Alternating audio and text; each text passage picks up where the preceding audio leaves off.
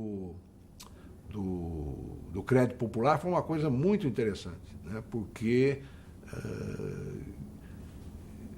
levou um tempo, uns 6 meses, para você coletar todas as experiências, fazer uma análise, no caso brasileiro, chamar essas ONGs e nós dávamos dinheiro para a ONG, e inclusive a fundo perdido, porque para que ela pudesse ter uma geração de caixa própria. Então, o dinheiro dos empréstimos, e realmente teve sucessos aí interessantes. Então, é um banco assim que precisa ter uma árvore de objetivos muito vasta, né? Agora mesmo, no governo Lula, o BNDES tem tido aí uma função prioritária, certo? E para mim foi assim, uma experiência, para quem, né, não é político e vai para o setor público, foi uma experiência extraordinária. Pela capilaridade, como se tem muito dinheiro, todo mundo vai para lá. Tá? E foram 3 anos bastante interessantes. E esse entendimento dessa estrutura tão complexa o senhor teve rapidamente? Quem que pôde contribuir com o senhor? Primeiro, o BNDES, para pessoas da minha geração que acompanham a economia, é uma experiência bem conhecida, né? Porque ele tem uma história muito grande e ele tem uma história em que ficava claro que você tinha momentos da economia em que ele tinha que ser de um jeito, tinha momentos que ele tinha que ser do outro. Neste momento que nós estávamos lá, foi mais fácil fazer os objetivos porque eles eram muito claros. Então, por exemplo, a parte da privatização estava definida. Essa parte de finanças dos estados, embora não tivessem nada a ver diretamente, o BNDES é que tinha os instrumentos para poder fazer toda essa montagem do arcabouço. Depois, você acaba participando das discussões da equipe econômica com outro objetivo, com outra visão, né? Porque não adianta, o ministro da Fazenda é o homem do caixa, do controle, da porteira fechada, é o beck de fazenda do governo. Ainda mais num país que tinha tradição de uma esculhambação nas finanças públicas. Então, eu sempre brincava que tem uma história de um sujeito que foi falar com um banqueiro suíço, né, que tinha um olho de vidro e um olho normal, né? Aí o banqueiro sempre no final perguntava: vamos ver, você descobre qual é o meu olho de vidro, qual é o meu olho normal. Ele falou: seu olho de vidro é o esquerdo. Ele falou: como é que você acertou? Porque ele tem, assim, é mais humano do que o olho da direita. Então a gente brincava que o Pedro Malan e a turma dele tinha que ter olho de vidro, porque não pode ser. O ministro da Fazenda, eu, por exemplo, posso ir a Belém, certo? Ser cooptado pelo que você vê lá, pelo sofrimento que você vê lá e pelo volume pequeno. 40 milhões de reais no orçamento do BNDES, como se dizia, dinheiro de pinga. Então aí você começa a perceber que com pouco dinheiro você pode afetar de maneira importante a vida de muita gente. Certo? Agora, essa é a minha função. E é uma maravilha, porque aí você pode, vamos dizer assim, exercitar esse seu lado mais humano das pessoas. Eu nunca seria ministro da Fazenda, certo? Porque eu seria um péssimo ministro da Fazenda. Da mesma forma como o Baixa não foi um bom, e o Persuarida não foram bons presidentes do BNDES, certo? Porque, no fundo, na cabeça deles, eles eram da equipe econômica, aonde essa questão da rigidez do gasto é muito importante. Uma das coisas que se aprende em Brasília, quando você vai para lá, eu aprendi isso no Banco Central, quando fui no BNDES, é a expressão porteira que passa um boi, passa uma boiada.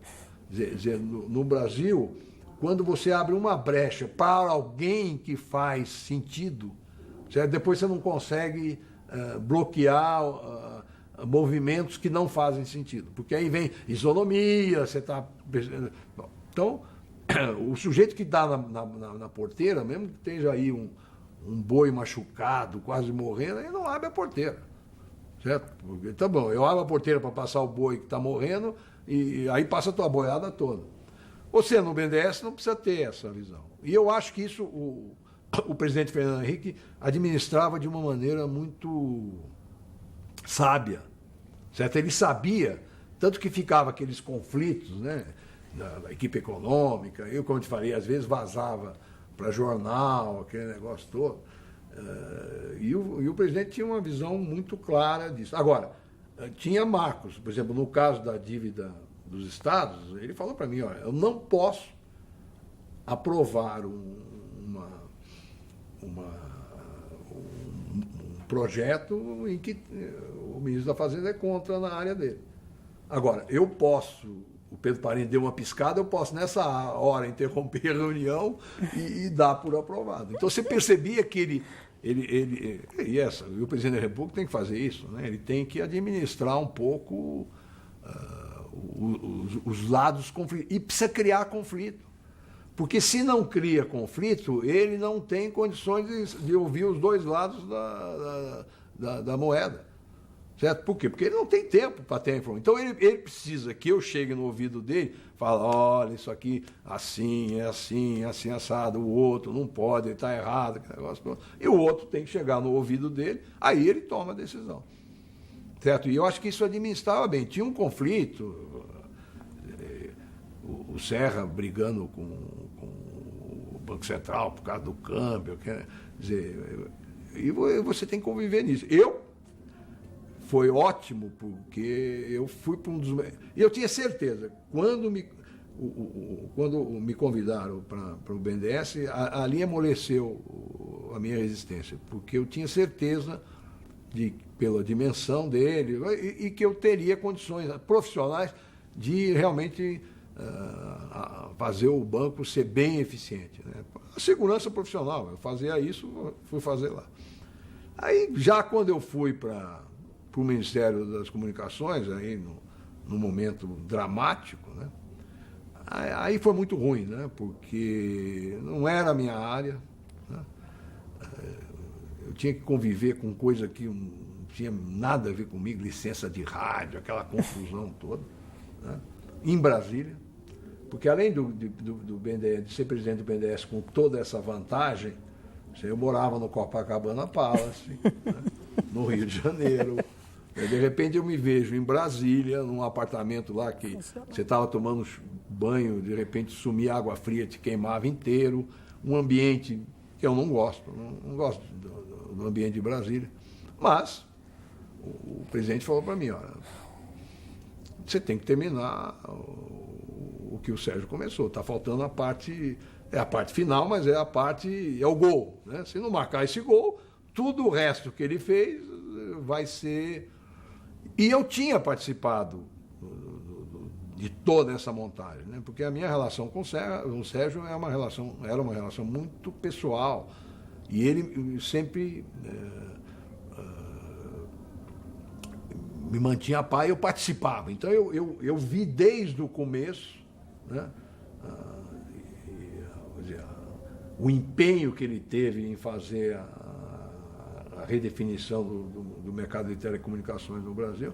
E no final, pior ainda, né, para mim, como amigo, eu sei que morreu por causa disso, porque ele destruiu a saúde dele nessa busca desse modelo, que é um modelo extraordinário. É um modelo extraordinário. Se há alguma coisa assim, bem feita, terminada, em que não se questiona, e uma das grandes vitórias do governo Fernando Henrique foi essa. E não é só o fato, a ponta do iceberg, não é dizer que um celular custava $5 mil no começo e que hoje um jardineiro aí qualquer, pessoal de baixa renda, eu me lembro de uma propaganda da Anatel, de alguns anos atrás, um carroceiro em Porto Alegre, quer dizer, não tem empresário mais humilde que um carroceiro, né? Tudo escrito errado, né? Mas estava o celular dele. Então, agora, esse lado não é o lado assim, que eu gosto mais, embora seja o mais visível, né? Mas o que tem dentro a reformulação das telecomunicações, ali está o que eu acho, na minha opinião, é o conceito mais puro da relação Estado e iniciativa privada dentro de um pensamento social-democrata. Certo? Por quê? Porque você tem os dois extremos, né? Você tem, num extremo, o sujeito que acha que o Estado tem que ser dono de tudo, né? E você tem no outro extremo, né, o liberalismo extremado, que acha que o Estado não deve dar palpite em nada. Certo? Quando você olha como funciona o sistema de telecomunicações no Brasil, você tem as duas coisas. Eu me lembro, eu participei da ideia do Sérgio. A ideia é o seguinte, olha, o primeiro ponto importante da análise do Sérgio, que é uma questão de uma visão. Naquela época, 95, 96, nós não tínhamos. O celular não era o que é hoje, a internet não é o que é hoje. Ninguém tinha, a não ser num restrito grupo de pessoas que ficavam sonhando, ninguém tinha ideia de que era isso. Nós tínhamos o telefone naquela época era muito mais um instrumento de comunicação do que um instrumento de trabalho. E eu me lembro, mas o Sérgio tinha essa ideia. Olha, uma das coisas fundamentais de permitir a universalização do serviço é porque isso vai virar instrumento de trabalho. Então, se eu não der a todo mundo a possibilidade de ter instrumento de trabalho, eu estou limitando, eu estou separando, dividindo a sociedade. E aí também, e tinha outra ideia clara, é o seguinte, o Estado brasileiro não tem capacidade de gerência, nem dinheiro, para acompanhar toda essa evolução tecnológica que vai acontecer. E olha que naquela época a gente pensava a evolução tecnológica muito menor do que realmente aconteceu, né? Com todas essas mudanças. 3G, na época nem existia, né? Agora, por outro lado, eu não posso deixar o setor privado definir o que ele vai fazer, porque aí ele vai fazer o seguinte, eu vou atender só quem me dá dinheiro, não vou atender quem não me dá dinheiro. Então eu quero um jeito de conta de celular de R$50 para cima, o cara que gasta 10 eu não quero. Então, como é que você junta essas duas dinâmicas, certo? Que você não pode mudar, certo? E cria um híbrido que vou dizer assim, não é tão eficiente que nem o setor privado, mas é mais justo que o setor privado, e não é tão ineficiente quanto o setor público, mas também tem o lado social que o setor público tem, que é o conceito da universalização. Certo? Quer dizer o seguinte, tudo bem, a iniciativa privada tem liberdade para trabalhar, né?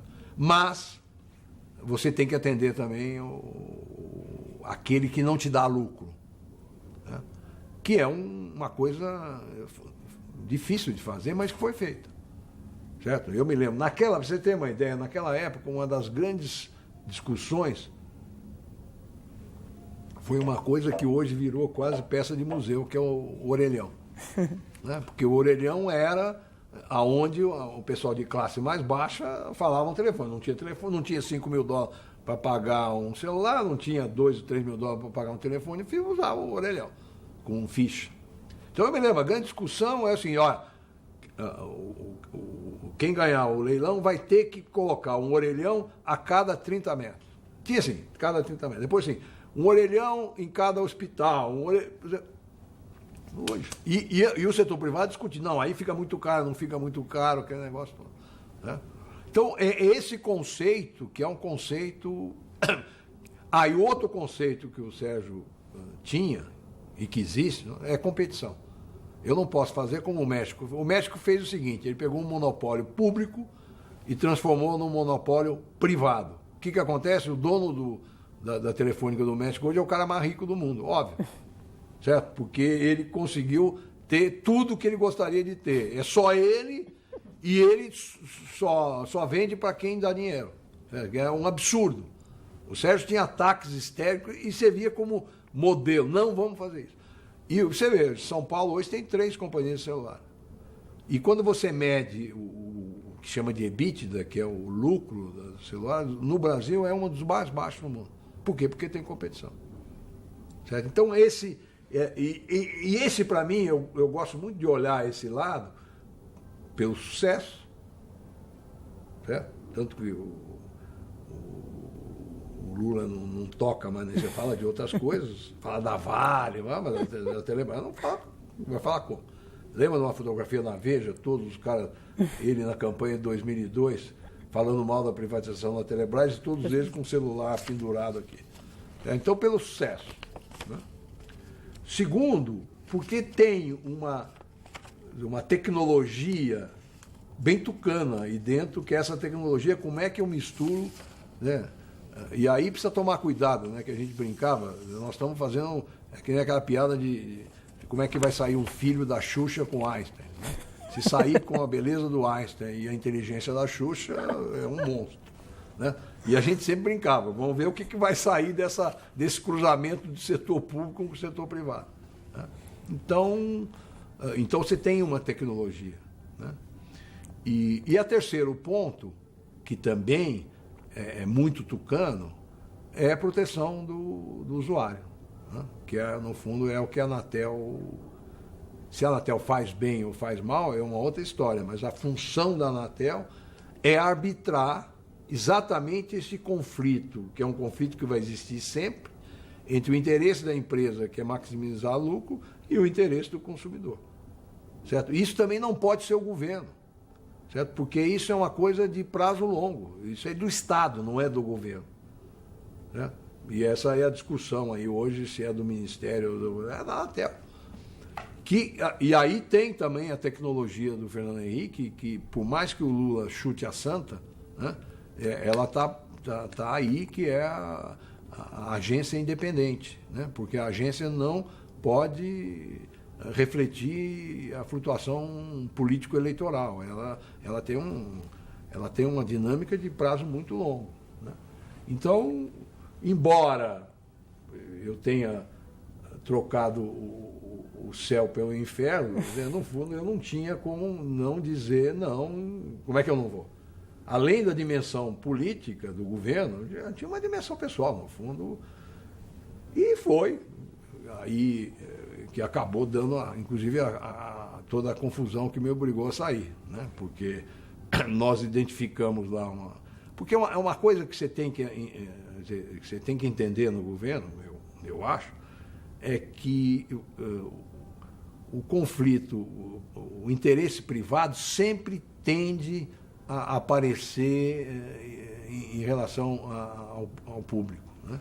E que por mais perfeito que você faça mecanismos como o leilão, por exemplo, tem o interesse privado por fora. Né? Que foi, infelizmente, o que aconteceu. Né? E aí, eu e o André, porque quando eu fui para o Ministério das Comunicações, o Fernando Henrique falou, você precisa me arranjar um presidente do BNDES que continue. E foi muito engraçado porque o André era sócio do banco que eu era. E quando o Sérgio morreu, ele mandou um bilhete assim, emocionadíssimo, porque ele gostava muito do Sérgio Moro. Né? Então, quando eu convidei ele, não queria vir para o BNDES. Aí eu usei a mesma técnica que o Sérgio usou comigo. O Sérgio usou a cicatriz da operação e eu usei o bilhete. Falei, aqui, André, me desculpe, o cara que escreve esse bilhete não pode recusar vir ajudar, porque nós estamos... E ele acabou vindo. Então... E depois, lá no Ministério das Comunicações, o presidente tinha me dito, você vai lá só para fazer o leilão. O Sérgio morreu em abril, o leilão foi em julho, né? E depois eu falei, eu quero voltar, se eu for voltar para o governo, eu quero voltar para a área que eu estava, alguma coisa próxima. E aí ele tinha a ideia daquele ministério, um ministério mais amplo de suporte à parte econômica, desenvolvimento econômico, chamava Ministério da Produção, Ministério do Desenvolvimento. E ele tinha dito, olha, você vem para... ganhando a eleição, você vem para isso. E eu fiquei. Né? E fiquei lá, meio de mau humor, né? Depois que o leilão acabou. Né? Mas continuei. participando das reuniões da equipe econômica, e aí nós pegamos a parte final do primeiro mandato, que foi muito difícil com a crise na Rússia, né? O negócio foi uma experiência traumática, mas uma experiência interessante, como é que você gere uma crise, né? Essa foi uma crise brava, né? Mas aí, com a questão das fitas lá do BNDES, que negócio, não havia condições. Eu me lembro que quando eu estava na casa do André, um sábado, apareceu no Jornal Nacional os diálogos, aquele negócio todo. Falei, André, não dá. Não adianta, mesmo que a gente diga que não tem nada, o cara que não conhece, está olhando isso aqui, acha, pô, aqui tem uma grande maracutaia, alguma coisa, aquele negócio todo. Então temos que ir embora. Foi um grande susto, assim, para o senhor? Não, olha, eu até, vamos dizer assim, durante muito tempo, nem dei bola para ele, porque como não tinha nada, certo? Mas não, gravaram, mas eu não tenho nada, não tinha nenhum tipo de ação, não dá a bola. E os jornais falavam, olha, está circulando, mas não sei o quê, mas não sei o quê. O que a gente não imaginava é que, montado do jeito que foi alguns diálogos e colocado isso na opinião pública, não tem jeito. E aí é a mulher de César, né? Que vale mesmo, pelo menos no nosso grupo valia. Nós sabíamos que nós tínhamos sido honestos, mas não sabíamos que tinha que também parecer que tinha sido honesto, e não, isso com aquelas fitas, aquele negócio todo. E aí ia prejudicar o próprio governo. Tanto que porque as fitas saíram na Veja quando eu estava em Nova York. Que eu fui para Nova York, foi o lançamento das ações da Telebrás na Bolsa de Nova York. E eu fui lá, no domingo eu liguei para o presidente. O presidente falou assim, os caras, arranja uma viagem, vai viajar por algum tempo aí, porque para baixar um pouco essa coisa. Falei, presidente, eu não. Pode ser inocência minha, mas eu quero ir ao Senado para dizer tudo. Não, no fundo ele concordou comigo, ele ligou para o ACM, né, que era o presidente do Senado, e eu fui. Foi uma experiência dificílima, né, porque, inclusive, foi uma coisa engraçada, porque as fitas eram clandestinas e, portanto, não podiam ser usadas, né? Agora, como eu fui no Senado e contei a história toda, aí os caras falaram, agora você vai ter que... Você se estrepou porque você agora, tudo que você falou pode ser usado. Mas eu tinha tanta consciência, que não tinham feito nada. Nada. Certo? Agora, não adianta, entra num embate político isso, né? Você vê, a justiça foi decidir agora, 10 anos depois. Aliás, num voto extraordinário, né? Porque o cara, inclusive, devolve a bola para o PT, né? Vocês que fizeram aquele escândalo tanto, há 8 anos no governo, tem alguma prova adicional? Não adianta. E isso acho que é uma coisa que a pessoa que vai trabalhar no governo, seja do ramo ou não, tem que entender a opinião pública na democracia de massa. Quer dizer, você quando tem um evento desse, não adianta, tem que se retirar. Certo? Eu estava lendo, alguém escreveu no Estado sobre o Itamar e o Hargreaves. Né? E dizendo isso, olha, como era, você pode pôr todas as críticas que você quiser no Itamar, mas era um governo ético. Né? Houve aquela acusação com o Hargreaves, que era chefe da Casa Civil dele, o Hargreaves se retira. No caso dele, 3 meses ou 4 meses depois, a coisa... Nós fizemos isso, não nos retiramos. Só que no nosso caso demorou muito, né? E aí havia todo um embate político, ideológico. Essa é uma outra vantagem do BNDES e a sabedoria do Sérgio Mota. Você veja o que é sabedoria. Na lei da privatização, da reformulação toda do sistema de telecomunicação e da privatização, o Sérgio pôs um item que diz o seguinte: todos os executivos deste programa que forem acionados na justiça terão os advogados pagos pelo BNDES. Porque, no nosso caso, a fortuna que foi paga de advogado, né? E tinha, sei lá, eu tinha lá tem uma condição financeira, mas funcionário do BNDES não tinha. Porque nós tivemos, acho que umas 15, 20 ações, né? E você imagina, se você tiver que suportar isso, é uma coisa complexa.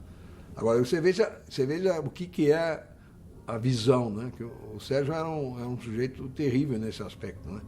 Porque ele tinha certeza de que, com sucesso, sem sucesso, você teria uma ação política. Por quê? Porque naquele momento, né, era um dos pontos de debate entre o PT e o PSDB, era isso.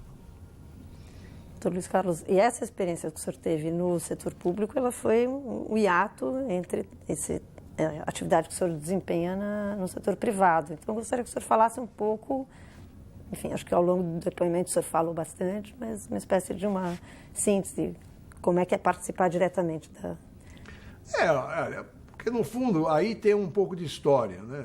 No fundo, eu, desde a faculdade, sempre me interessei por política, liguei a um grupo, certo? Então, as minhas duas entradas no setor público vieram nessa dimensão, né? Participar de um grupo político num momento importante, agregando uma experiência mais técnica, né? Eu não sou político.